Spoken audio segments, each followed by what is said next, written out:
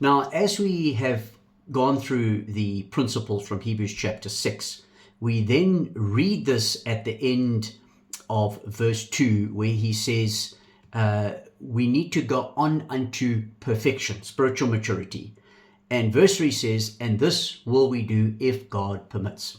Now, God will not let us go on unto spiritual maturity unless the foundation is laid correctly. As we see in Matthew 7, if we do not have the right foundation, the building is going to collapse because of the pressures, the stresses, the trials, the difficulties of this life. And so we may have to revisit the foundation many times before God allows us to go on unto perfection. And so what is going on unto perfection?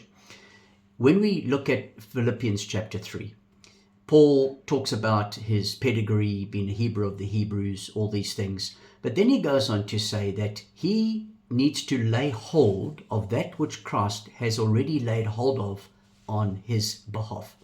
So we are in Christ, perfect, righteous, just, holy, accepted. All these things are true. But in reality, we are still a work in progress. And so we are pressing toward the mark for the prize of the upward or high calling of God in Christ Jesus. In other words, this is who we are in Christ. But in reality, we're still down here. And so once the foundation has been laid, we then go on unto spiritual maturity. We eventually align ourselves in terms of the practical way we live in with the reality of who we actually are in Christ.